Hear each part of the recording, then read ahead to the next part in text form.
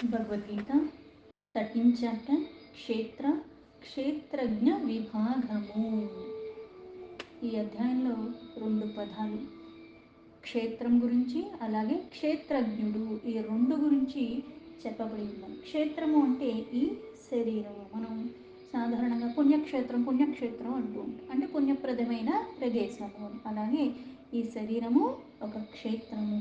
అలాగే క్షేత్రజ్ఞుడు ఇందులో నివసించేది ఆత్మ, దాన్ని తెలుసుకున్నవాడు, అంటే ఆత్మను అర్థం చేసుకున్నవాడు, ఆత్మతత్వాన్ని గ్రహించినవాడు, ఆత్మస్వరూపంలో ఉన్నది అది ఏమిటో తెలుసుకోగలిగినవాడు క్షేత్రజ్ఞుడు. త్రిగుణాలతో కూడిన ఆ మనస్సు, బుద్ధి, అహంకారాలు, అలాగే ఈ శరీరం మన ఆత్మస్వరూపం లోపల ఉన్నప్పటికీ కూడా నీ ధ్యేయం ఏంటి అంటే అంతర్ముఖంగా వెళ్ళటము, ఆ పయనం నువ్వు కొనసాగించటము. అజ్ఞానం వలన ఈ 2 ఒకటిగా మనకు అనిపిస్తున్నాయి, కానీ ఎలా అయితే ఆత్మ నాశరహితమైనది, కానీ ఈ శరీరము కాలానుగుణంగా నశించిపోతుంది, కృంగిపోతుంది, వాడిపోతుంది. కాకపోతే ఈ శరీరం ఉన్నంత వరకు నేనేదో ఒక గుణానికి లోబడిపోతూ ఉంటాను. నా మనస్సు, బుద్ధి, అహంకారాలతో, నా పూర్వజన్మ వాసనలకు ఈ ప్రాపంచకమైన విషయాలలో కూడుకుని మళ్ళీ అది నేనే అన్న అజ్ఞానంలో నేను ఉంటాను. అయితే ఇక్కడ సూక్ష్మ శరీరము, స్థూల శరీరము అని కూడా అంటారు. ఆత్మస్వరూపము నీ శరీరంలో ఉన్నంత వరకే నువ్వు జీవించి ఉంటావు. అది ఎప్పుడైతే శరీరాన్ని వీడుతుందో ఇది జడంతో సమానము. అది ఉన్నంత వరకే జీవాత్మగా ఉంటున్నావు. మళ్ళీ కర్తృత్వ భావము అహంకారం వల్ల కలిగి మళ్ళీ అజ్ఞానం పేరుకుపోవటం, మాయను నేను ఛేదించగలగటం, అజ్ఞానాన్ని వీడగలగటం, జ్ఞానమయంగా ఉండటము. అలాగే నిరంతరము సుఖ దుఃఖాలు అనుభవిస్తుంది నేనే అన్న అజ్ఞానంలో వీడి ఇవన్నీ కూడా గాలి, నీరు, అగ్ని, ఆకాశం, భూమి అన్ని పంచభూతాలతో కూడుకుని ఈ శరీరము జడం కాకుండా ఆ ఆత్మ నన్ను నిలుపుతుంది. ప్రతి శరీరంలో ఆత్మస్వరూపుడైన ఆ పరమాత్మ నివాసంగా ఉన్నాడు కాబట్టే అవి ఉన్నాయి. ఆత్మ శాశ్వతం, కానీ ఈ శరీరము అశాశ్వతం, నశించిపోయేది. దా భేదాన్ని అర్థం చేసుకోవటానికి ఈ అధ్యాయం ఇంకా ఇంకా ఆ జ్ఞానాన్ని పెంచుకుంటూ అజ్ఞానం అన్న ఆ పొరల్ని తొలగించటానికే ఇది. ఇందులో ఫస్ట్ శ్లోక అర్జున ఉవాచ ప్రకృతిం పురుషం చైవ క్షేత్రం క్షేత్రజ్ఞమేవ చ తద్వేదితుమిచ్ఛామి జ్ఞానం జ్ఞేయం చ కేశవ. అర్జునుడు ఆ కేశవుణ్ణి, ఆ కృష్ణుని అడుగుతున్నాడు ఏమని? ప్రకృతి అంటే ఈ భౌతిక ప్రకృతి, ఈ భౌతిక ప్రపంచం. పురుషం అంటే ఈ భౌతిక ప్రపంచంలో ఆ పురుషుడు అంటే ఎవరు? ఇప్పుడు ఈ శరీరంతో ఉన్నాను కాబట్టి గాలి కానీ లేకపోతే ఎండ కానీ ఇవన్నీ నాకు తగిలినప్పుడు మళ్ళీ నేను భోగప్రాయమైన జీవితాన్ని గడుపుతున్నప్పుడు నేనే అనుభవించేస్తున్నాను అని అనుకుంటా. ఇవన్నీ నేనే చేసేసుకున్నాను, నా వల్ల ఇవి వచ్చేసినాయి, ఇట్లాంటి అజ్ఞానంలో నేను ఉంటాను. సుఖించేవాడిని నేను అన్న భ్రాంతిలో ఉంటాం. అందుకే ఈ భౌతికమైన ప్రకృతిలో ఆ పురుషుడు సుఖించేవాడని చ ఏవ, మరియు ఇది నిజంగా క్షేత్రం అంటే ఈ శరీరము, క్షేత్రజ్ఞము ఆ క్షేత్రాన్ని తెలుసుకున్నవాడు, తద్వేదితుమిచ్చామి అంటే ఇప్పుడు చెప్పేవాడైన ఆ పరమాత్మ చెంతన ఉండగా నా అజ్ఞానమున్న పొరలు తొలగిపోవటానికి ఏది అడగాలో అది అడిగి తెలుసుకోవటమే జ్ఞానము. ఎందుకు?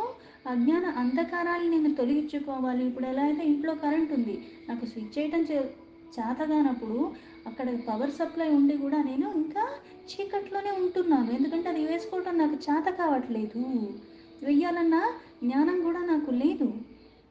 అలాగే గురువు లభించినప్పుడు ఎవరి సాన్నిధ్యం వల్ల, ఎవరి యొక్క స్పర్శ ద్వారా, ఎవరి యొక్క దర్శన భాగ్యం ద్వారా నాలో ఉన్న అజ్ఞానమన్న పొరలు, అజ్ఞానమన్న వాసనలు, వికారాలు తొలగే అవకాశం ఉంటుందో అందరికీ అప్పటికప్పుడు వస్తాయా, ఎప్పుడు వస్తాయా అంటే ఎవ్వరికీ తెలియదు. సమయం సందర్భం వచ్చినప్పుడు దాన్ని సద్వినియోగం చేసుకున్నవాడు సార్థకతని పొందుతాడు. అలాగే ఇక్కడ అర్జునుడు కూడా అందుకే క్షేత్రం అంటే ఆ క్షేత్రజ్ఞం గురించి ఇవి రెండు తెలిసిన వాళ్ళందుకే తద్వేదితుమిచ్చామి, ఇది తెలుసుకోవాలని ఉన్నది, ఆ ఇచ్చ కోరుతున్నాను.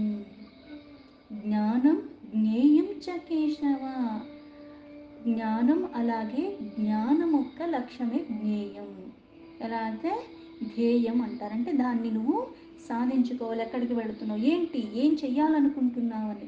అలాగే జ్ఞానానికి మూలం ఏంటి, భక్తి ఉంటే జ్ఞానం వస్తుంది, అజ్ఞానం తొలగిపోతుంది. జ్ఞానం వచ్చిన తర్వాత అది విజ్ఞానం అవ్వాలి. ఆ విజ్ఞానం జ్ఞేయం ఎప్పుడవుతుంది, నీ లక్ష్యం నీకు అర్థమైనప్పుడు. ఇప్పుడు బాణం వేస్తున్నాం, నాకు బాణం వేయటం వచ్చింది కదండి, ఎక్కడ పడితే అక్కడ వేస్తే దానివల్ల నా ప్రయోగం ఏముంది, ఉపయోగం ఏమన్నా ఉందా, విద్య నేర్చుకున్నాను, ఏమీ లేదు, శూన్యం. అలాగే జ్ఞానం ఆచరణలో పెట్టినప్పుడు ఎలా అయితే విజ్ఞానం అవుతుందో, దాని సారం తెలుసుకుని దాన్ని నేను సద్వినియోగపరుచుకున్నప్పుడు అలాగే లక్ష్యము అది జ్ఞేయం. చకేశవ అంటే ఇక్కడ కేసి అన్న రాక్షసుడిని సంహరించటం వల్ల కేశవుడు అయ్యాడు.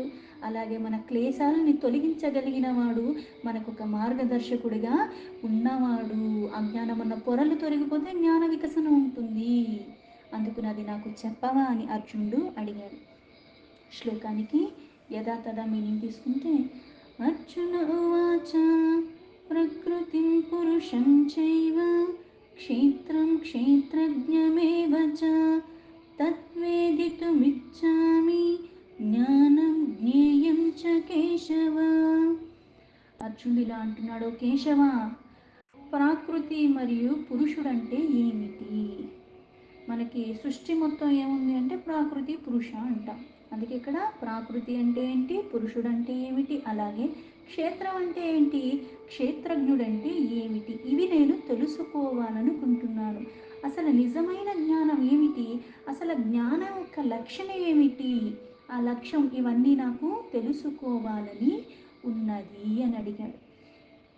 అంటే ఇంతకు ముందు చెప్పింది ఎలా అయితే భక్తి యోగం, భక్తి ఉండాలని చెప్పాడు, అలాగే ఇంద్రియాలు కానీ మన మనస్సు బుద్ధి అహంకార చిత్తాలు ఇవన్నీ కూడా ద్వంద్వాలకి అతీతంగా ఉండాలి, భక్తి పరాకాష్ఠగా అనన్యంగా ఉండాలి, ఏ కర్మ చేస్తున్నా సరే అన్నీ కూడా శరణాగతి చేసి ఆ పరమాత్మకే సమర్పణ భావంతో ద్వంద్వాలకి అతీతంగా ఎప్పుడైతే నువ్వు నీ కర్తవ్యాన్ని నుంచి వైదొలగకుండా చేసుకుంటూ వెళ్ళిపోతావో అప్పుడు ఆ పరమపదం అని చెప్పాడు ఇంతకుముందు అధ్యాయంలో. ఇక్కడ చెప్పేది ఏంటి అంటే, ఇక్కడ నువ్వు ఏది చేసినా దేంతో చేస్తున్నావు, ఈ శరీరంతో చేస్తున్నావు. అందుకే ఇక్కడ ఇవన్నీ స్పష్టంగా తెలుసుకోవాలని అడిగాడంటే, ఇంతకు ముందు చెప్పినట్టుగా ప్రకృతి అని చెప్పాడు, ప్రకృతిలో కూడా మళ్ళీ రెండు రకాలు చెప్పుకొచ్చాడు, వ్యక్తమయ్యేది అవ్యక్తంగా ఉన్నది ఇవన్నీ చెప్పుకుని వచ్చాడు. అందుకని ఇక్కడ ప్రకృతి అంటే ఏమిటి, పురుషుడు అంటే ఏంటి, క్షేత్రం అంటే ఏంటి, క్షేత్రజ్ఞుడు అంటే ఏమిటి, జ్ఞానం అంటే ఏమిటి, ఆ జ్ఞానానికి జ్ఞేయం అంటే ఏమిటి, ఇవన్నీ నాకు చెప్పవా, నాకు అది అర్థం కాలేదు, మళ్ళీ వివరంగా ఈ అర్థం కాకపోవటానికి ఇవి ఇంతకుముందు ఉపయోగించిన పదాలే, అందుకు నీవు ఇంకా తెలుసుకోవాలని అడుగుతున్నాడు. మనం భక్తి సాధారణంగా నాకు భక్తి ఉండండి, నేను పరమాత్మని చాలా భక్తితో పూజించేస్తున్నానని భక్తిని చాలా సులభంగా వాడేస్తూ ఉంటాం. భక్తి అన్నది ఏంటి అంటే చరాచర జీవరాశుల్లో ఉన్నది పరమాత్మే, అప్పుడు దేన్ని చూసినా ద్వేషం లేకుండా ఉండటం, ఆ పరాకాష్ఠ స్థితిలో లేనప్పుడు అప్పుడు నాకు భక్తి అనన్యంగా ఉన్నట్టు. నేను భక్తుణ్ణి అనుకుంటే నాకు ఉంటుందా భక్తి, ఉన్నట్ట భక్తి కాదు. అలాగే వేదాంతంలో అక్కడక్కడ కనపడే సాంకేతిక పదాలే ఈ ఆరు కూడా, ప్రకృతి, పురుషుడు, క్షేత్రం, క్షేత్రజ్ఞుడు, అలాగే జ్ఞానము, జ్ఞేయము, ఇవన్నీ పదాలు మనకి కనిపిస్తూ ఉంటాయి. వేదాంతాలు అలాగే మనకి పురాణ ఇతిహాసాల్లో సారాన్నంతా తీసుకొచ్చి పెట్టిందే భగవద్గీతలో. అందుకని ఈ ఆరు పదాలు వింటూనే ఉన్నాడు, అందుకని దానికి అసలైన అర్థం ఇప్పుడు తెలుసుకోవాలన్న కుతూహలం కలిగింది అర్జునుడిలో. అందుకే పరిపూర్ణమైన అవగాహన, కొన్ని పదాలు మనం వింటూ ఉంటాం, దీన్ని ఇక్కడ దాన్ని ఇక్కడ వాడేస్తూ ఉంటాం, కానీ అసలు నిజమైన దానికి అర్థం ఏంటి అన్న లోతుల్లోకి వెళతామా అంటే వెళ్ళం. ఇక్కడ అవగాహన లేదు అన్న ఎరుక ఉంది కాబట్టి దాన్ని ఇంకా తెలుసుకోవాలని అడిగాడు, వాటి గురించి అందుకే చెప్పమని అడిగాడు. అంటే ఇంతకు ముందు వాటిల్లో కూడా ప్రకృతి అన్నాడు, లేకపోతే ఈ అపరా ప్రకృతి అని, వ్యక్తము, అవ్యక్తమని ఇన్ని వస్తూనే ఉన్నాయి. అందుకే ఇక్కడ దేన్ని తెలుసుకుంటే ఇంకోటి తెలుసుకోవాల్సిన అవసరం లేదు అని కూడా చెప్పాడు. అయినప్పటికీ కూడా ఈ భగవద్గీత మొత్తం కూడా కృష్ణ అర్జున సంవాదమే. ఈయన అడగటం, ఆయన సమాధానం చెప్పడం. పైగా ఆయన సమాధానం చెప్పేది కూడా ఎలా చెప్తున్నాడంటే, ఇంకొక మళ్ళీ ప్రశ్న నీకు రాకుండా ఆ ప్రశ్న మొక్క లోతుల్లోకి వెళ్ళిపోయి దాని మూల అంటే వేళ్ల దగ్గర నుంచి పెకిలించి తీసినట్టుగా అనుమానం అన్న జడాన్ని, అజ్ఞానం అన్న జడాన్ని మొత్తానికి తీసేస్తూ ఉన్నాడు. సమాధాన రూపంలో ఆయన చెప్పటము. ఇక్కడ అర్జునుడికి చెప్పటం కాదు, ఇక్కడ సమాధానం చెప్పేదంటే ఎవరెవరికైతే ఇట్లాంటివి తెలుసుకోవాలన్న కుతూహలం కలిగిందో, వివాదాలు లేకుండా అసలైన జ్ఞానాన్ని పొందాలి అంటే నువ్వు ఎలా ఉండాలి. అందుకే ఇక్కడ భక్తి యోగం తర్వాత దీన్ని చెప్పటం జరిగింది. ఆ భక్తిలో నువ్వు పండిపోయిన కారణంగా అప్పుడు నీకు ఇది సులభతరం అవుతుంది. ఏంటి భక్తిలో పండిపోతావు అంటే, ఇంతకు ముందు చెప్పినట్టుగా అంటే ఉత్తమమైన గుణాలు నువ్వు ఎప్పుడైతే పెంచుకుంటూ ఉంటావో, భక్తి శ్రద్ధ లోపం లేకుండా ఎప్పుడైతే ఉంటాయో, ఆ వికసన కారణంగా తెలుసుకోవలసిన దాన్ని అడుగుతావు.